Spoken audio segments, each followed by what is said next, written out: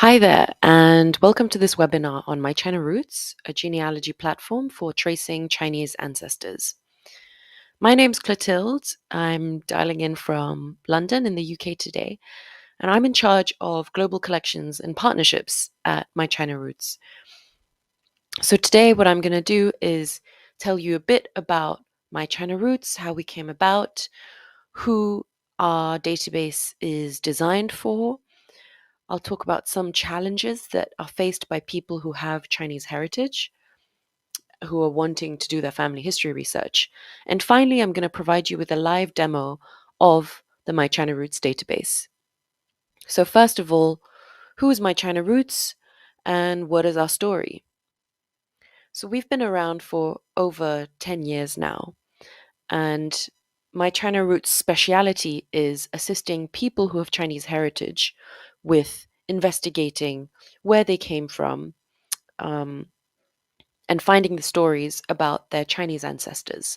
So we have a team of native Chinese researchers based out in China who will frequently travel out to people's ancestral villages looking for family documents, looking for distant relatives, conducting oral history interviews, looking for gravestones, and translating those findings for our customers. We're headquartered in Singapore, but we do have people working all over the world. So I'm in the UK, we have other people in Europe, but also in the US and, of course, in China. Now, a few years back, we expanded our services to provide an online platform so that individuals could conduct some of this research work themselves. Our mission really is to empower people wherever they are in the world to investigate and to get to know their Chinese roots. As of a few years ago as well, our database became available not just to individuals, but also to institutions. So at the moment, we have several US public libraries that are subscribed, such as the San Francisco Public Library, Alameda County, and Stanford University, and UC Berkeley's Ethnic Studies Library. So, who is the audience? Who was the database designed for? I'm going to give you two examples of some imaginary characters, but who are very typical in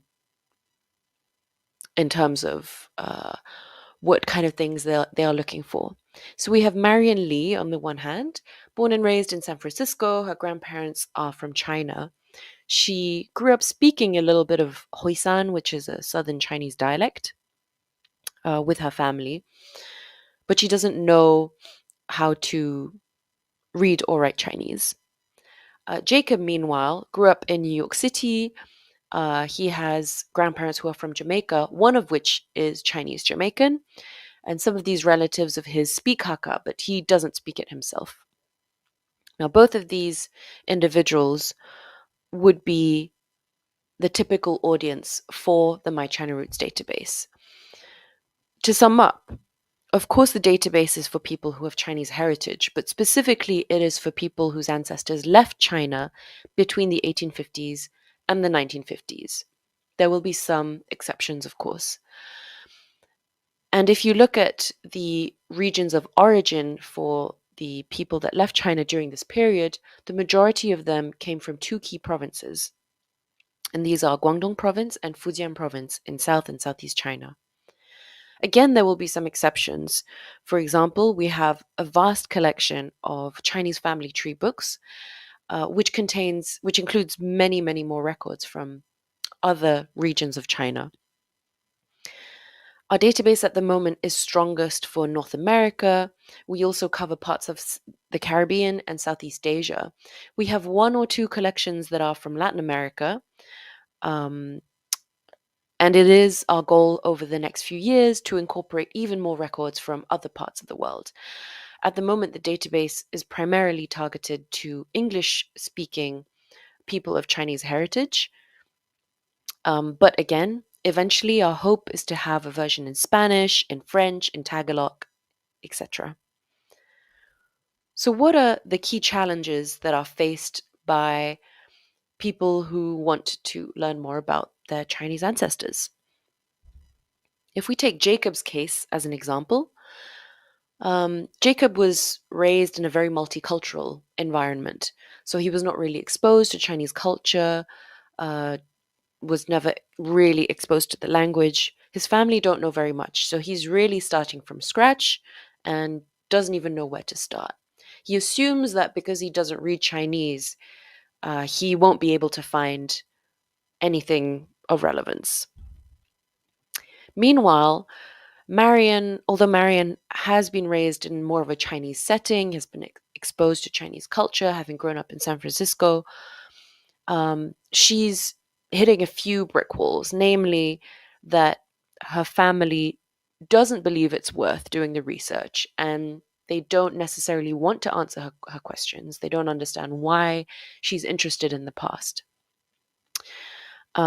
She's also facing another challenge, which is that she's getting conflicting information from different sources, from different family members about the names of her ancestors. So both Jacob's and Marian's brick walls are very typical for many Chinese Americans and many people of Chinese heritage. So the first and primary challenge that they're going to be facing is a linguistic one. And to illustrate my point, I've taken 3 samples that are all from the My China Roots database. So we have one tombstone from the US, one from Jamaica, and one from Singapore. What's interesting is that all 3 individuals here, they actually share the same Chinese surname, but it is transcribed and translated differently for each of them. So it's Choi for George Choi, Chai for Willie Chai, and Chua for Chua Lian Niu. And this is due to several reasons. The primary one being that each of these 3 people spoke a different dialect. So Chua Lian Niu is more of a Hokkien name, which means that she probably came from Fujian province.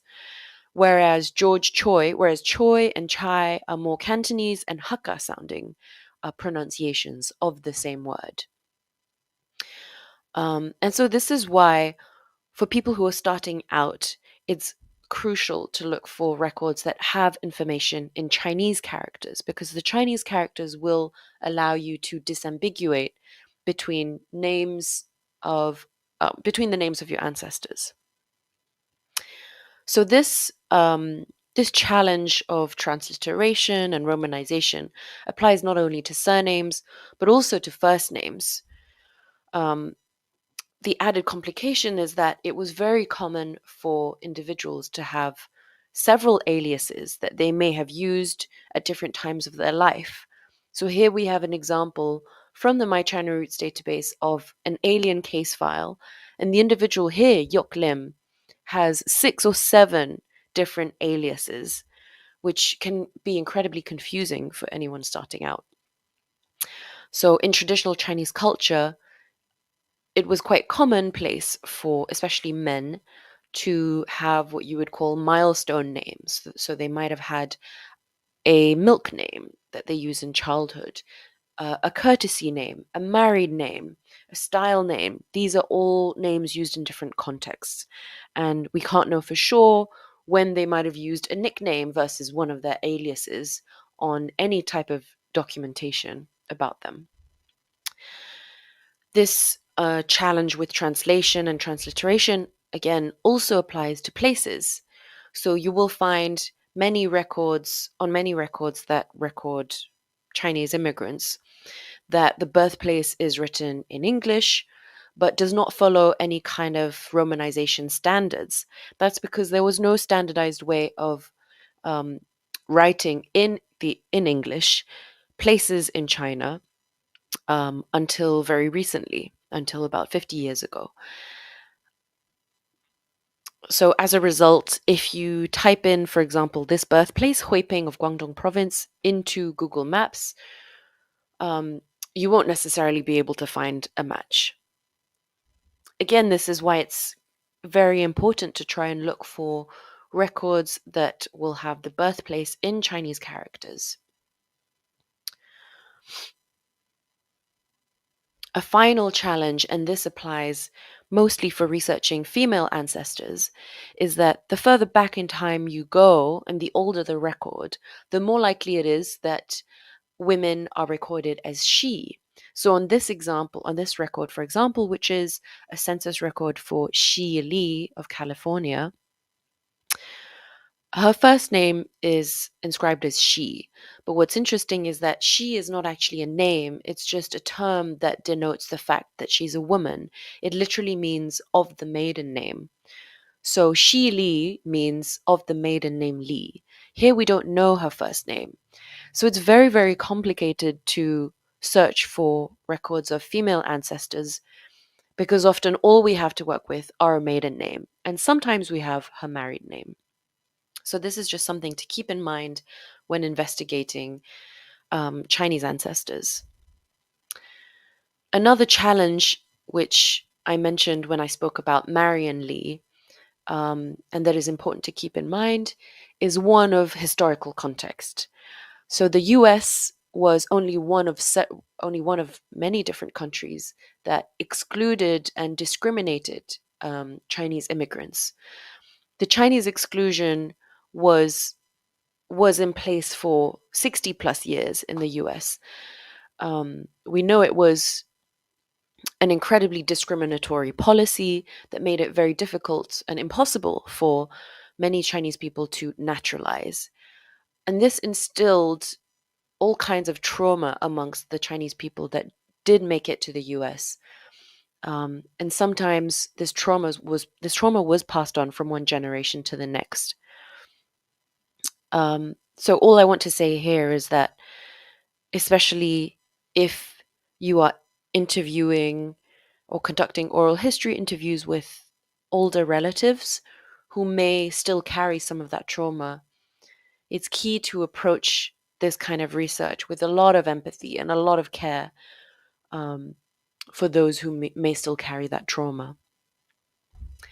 The final challenge that I want to mention, and really applies when for individuals who are trying to trace back their history, their family history, back to China and what happened in China before their family immigrated, and what can be found over there. What's interesting is that China, unlike many countries in Europe and North America, does not have a tradition of keeping church records, of civil records. In fact, birth certificates were only introduced in the 1990s. And so instead, the types of documentation that you're more likely to find are going to be very local, family based records. These are also the types of things that our My China Roots researchers, the ones that are hired out by people to find traces of their family, these are the things that we would look for as well. And they are typically found in the ancestral village.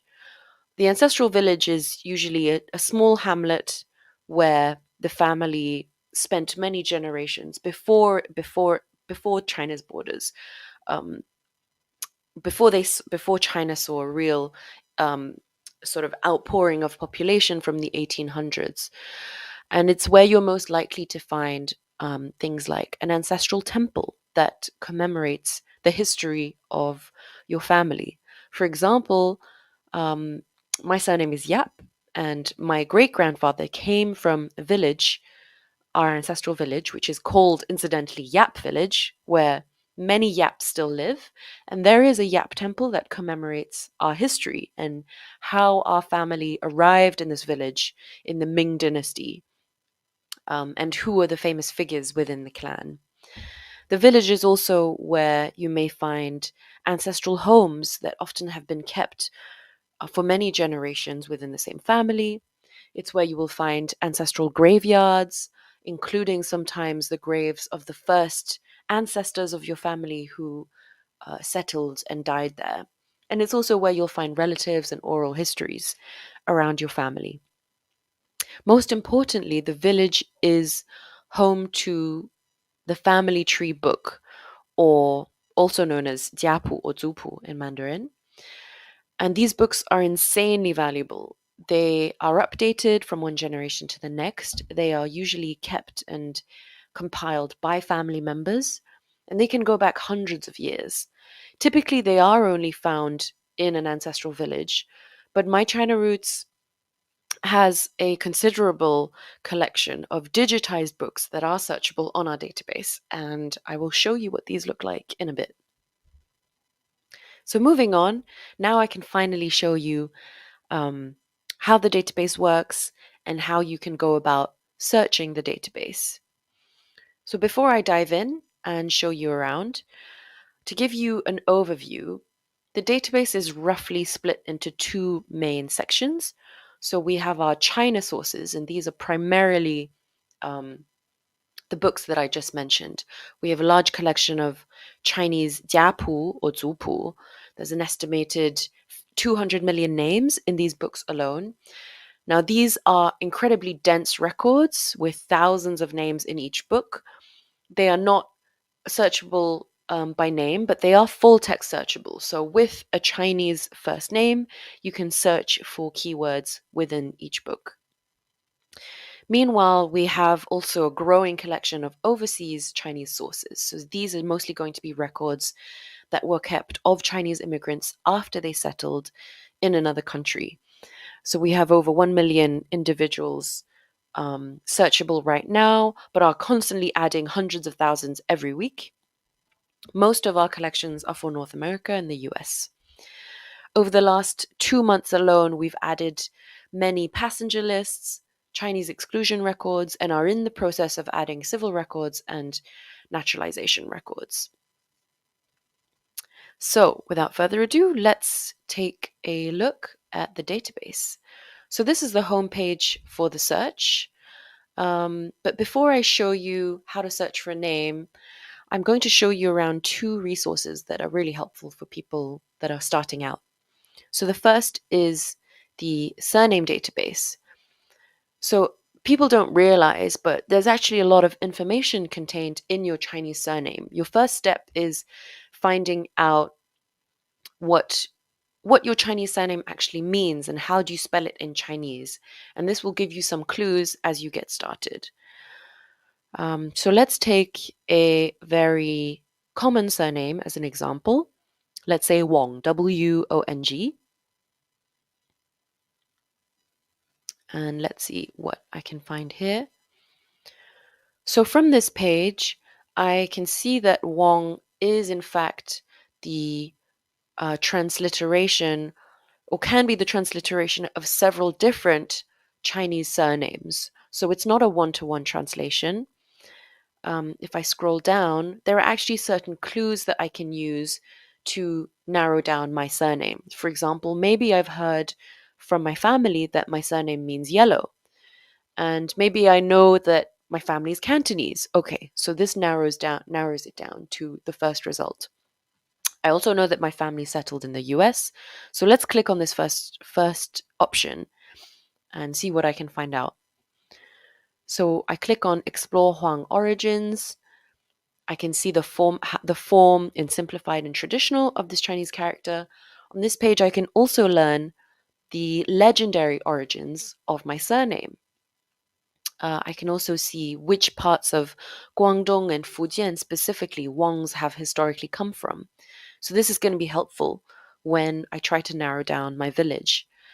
And finally, I can see how many Wang family tree records are on the My China Roots database, and I can see a breakdown of different spellings for Wang by dialect and also by country. And this is where you can just see the sheer variety of spellings just for this one surname and how quickly it can evolve depending on the country and the languages that are spoken in that country. So next I'm going to show you our Chinese ancestral village database. Again, this is to assist people in identifying where their ancestors come from. So I'm going to take a common ancestral place that comes up in a lot of immigration documents, but when I type it into Google Maps, I can't find anything. So it's Huiping.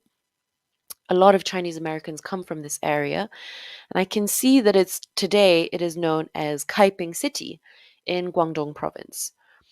So what we've done here is we have collated different spellings of places throughout Southeast China, and we've added some contextual background about these areas, and where did people migrate to from this area?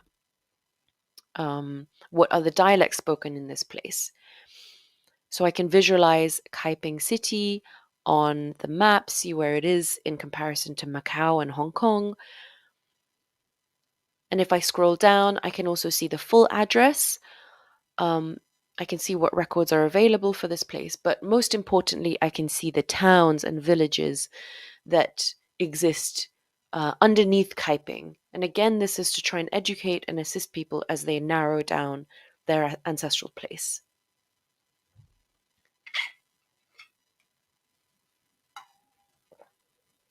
So now going back to the all records search. Um, so let's imagine that my great grandfather is called K-U-N-C. I know a bit about him. He was a San Francisco Christian preacher. He was quite a prominent figure in um, San Francisco Chinatown. But I don't know very much about him, just that he was around in the early 1900s. So I'm going to keep the search very general, not inputting any dates. And I can see that I've got 16 results. In the left-hand bar, I see that these are all results from the US. And I can see that I can also filter by the type of record that has been found. And I can also filter by other things like dates, whether images are available. So to start, I want to look at what directory matches I've got for this person. Clicking on the first one. So we have a record of KUNC in the Chinese Directory of San Francisco and the East Bay of 1949. So what's interesting is that it places his date, Clay Street, and has his Chinese name as well. So directories, oh, and it has also links to his Chinese surname. Again, we've connected. Wherever there is a Chinese name, we connect it to our surname database for people to explore more around their surname. Now, directories are an interesting resource, especially because in many key cities of the US, Chinese communities compiled their own directories specifically for Chinese businesses. And sometimes publishing houses that made a standard directory added a Chinese insert that was also bilingual. And these are highly valuable because they will have things like names in Chinese characters and business names in Chinese characters. So directories are a key resource. Now, moving back to the other types of results, let's take a look at another type of record. Let's look at an association record match. So this appears to be a match for KUNC. Okay, so this is the same person in the Chinese YMCA and California membership book. So I can click through and look at the source to understand a bit more about it. And here I can see that the YMCA also had Chinese American branches, just like the main YMCA. Its purpose was to provide various welfare and language support. So this appears to be a book listing Chinese American members. Again, this lists a different address for him and places him in San Francisco in 1922. Now, association records are again a key resource for tracing Chinese ancestors because wherever they went, Chinese people often joined different types of societies. The other types of associations you might find are clan associations, which group together people of the same surname, and district associations, which group together Chinese people that had the same ancestral region of origin. Okay, so going back to our list of results, now let's look at a different category of result. Let's look at a census record. So this is interesting. This is a census record for KUNC in 1940 and listing his birth date as 1874. He was 66 at the time, which sounds about right. And it lists his wife, Poon Shi Tse. Now, as I mentioned earlier, unfortunately, it looks like we don't have her first name, just her maiden name, which is Poon. Now, one thing to note about these census collections is that the records available in My China Roots are a subset of the census. So we've extracted all of the people whose race is recorded as Chinese. Unfortunately, this doesn't account for people who may have been mixed race and who did not have their race recorded as Chinese. So I always recommend people look at the original image as well to get a full picture of the household. So now let's take a look at some other records that are available here. Let's look at some of the immigration case files. So we partner with different types of libraries and archives to get these records uploaded, including the National Archives. Unfortunately, in many cases, case files have not been scanned. However, indexes and some basic information is available. Here I can see that Ceke Yuan has a case file that was created upon his arrival on the Malolo ship in 1929. If I wanted to, I could always apply. But now I'm going to look at a cemetery record for KUNC. And again, tombstones are one of those really crucial resources. I always recommend people look for a tombstone when they're starting out their research, because often Chinese tombstones will have information in two languages, in English and in Chinese. So you'll have things like the name, the birthplace, in some cases, dates, and in the case of this tombstone, actually, you will also see on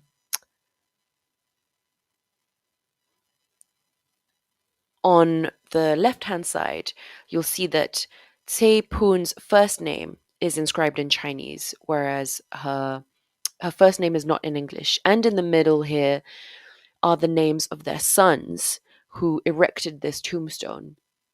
So all of these have been indexed by My China Roots, but actually the names of the sons, for example, are not even there in English. So it's unfortunate that this tombstone does not have Ceke Yuan's birthplace in Chinese. And this is probably because he was a Christian reverend. And that means he did not engage in traditional practices of ancestral worship, which includes assigning a lot of importance to the ancestral place. But I'm going to give you an example anyways. So I'm going to look at other photos of tombstones from the Chinese Christian cemetery. Now, whatever the source is, you can always click through and look at other images from that same cemetery. And you can also learn more about the history behind the cemetery. What's interesting is that in the early days, Chinese people were not actually allowed to be buried in inner city cemeteries with other ethnic groups. So it was down to the Chinese societies to get the rights to a plot of land so that they would be allowed to have a decent burial. So let's take a look at you can search for names within the cemetery if you want to, but for now I'm just going to click browse all burial records in the cemetery. And I'm just going to pick out a tombstone. Let's go for a very common Chinese surname like Chen, and I'm going to select this one, Yutying Chan. So Yutying Chan, interestingly here, is a woman. Her full name is recorded. Chen is her married name, and Cao is her maiden name. And you can see that her birthplace is on the tombstone. And we've, again, automatically connected this birthplace to the corresponding modern location on the My China Roots Village database. Now, what we do whenever there is a Chinese name on a tombstone or any kind of record is we'll automatically search for it in our collection of Chinese family tree books. So if you scroll down to the bottom of this page, you'll see a link to view 69 potential records of Chan Yutying's Chinese name. So what you're looking at now is a list of full text results for this Chinese name within our Chinese language collections. So these are the Zupu, the family tree books that I mentioned earlier. Now, because I know that Chan Ying was, I saw from her tombstone that she was born in a region in Taishan. I'm just going to filter these results by Taishan so that I can see more relevant Zupu books, because there are so many Chen books throughout China. And what are the odds? I have one result, and the the village that this Zupu is from, Chazhou, matches exactly the one on her tombstone. So I'm going to click Examine Matches and show you what this looks like. So this is a typical Zupu family tree book, modern family tree book page. I can see her name highlighted in yellow, Yut Ying. And even though I don't really read Chinese, I can use this built-in dictionary to translate and see more or less what is on here. So just before her name is the surname Chen. The character before that is to marry. So it says married Chan Yut Ying. So I assume that whatever comes before that is the name of her spouse. And indeed, at the top, it looks like a list of names. So it says Junting, her husband. And if I look at what is listed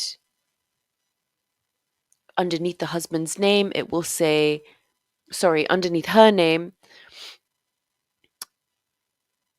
it lists the character sheng, which means to give birth to.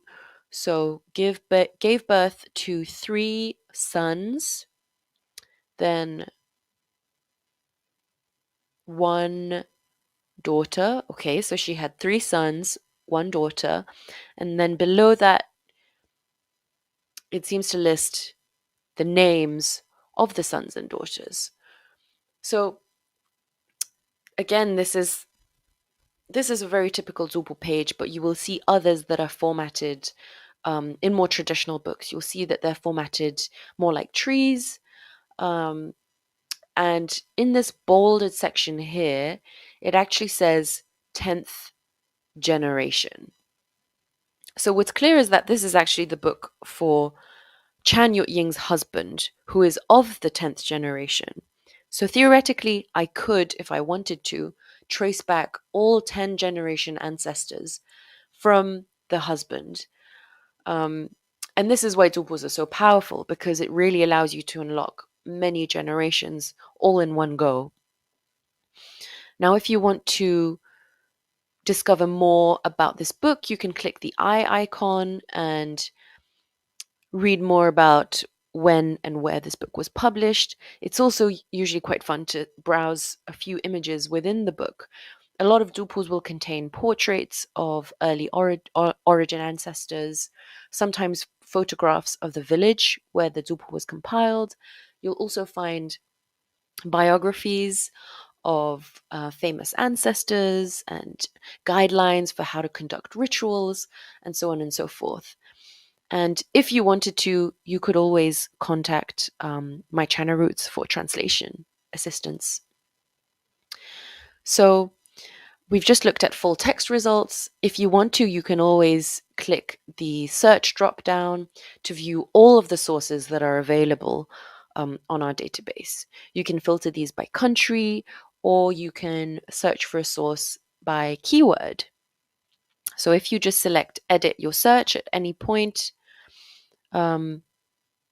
you can enter a keyword, for example, if you're interested in Hawaiian records, and then you'll be able to see what kind of resources are available, and you'll be able to search within that source specifically. So this was a very quick overview of the My China Roots database. Now, just to finish off, access to our database is available via 2 main memberships. So, of course, we have institutional memberships through libraries, through our library partners or universities. So if you are accessing the database via library, of course, access will be free. However, you won't be able to save any of your findings to a family tree. Meanwhile, if you'd like to sign up for an individual account, access costs under $100 a year, and you'll be able to build your family tree. We have designed a very Chinese specific family tree that supports bilingual names and multiple names and has really been designed for Chinese families. With an individual account, you would also be able to receive match notifications as and when we add new collections to our database. That's it. I hope you enjoyed this webinar. Please feel free to reach out to us at mychinaroots.com. My email is here. If you do have any questions or if you're interested in a subscription, please let me know. Thank you.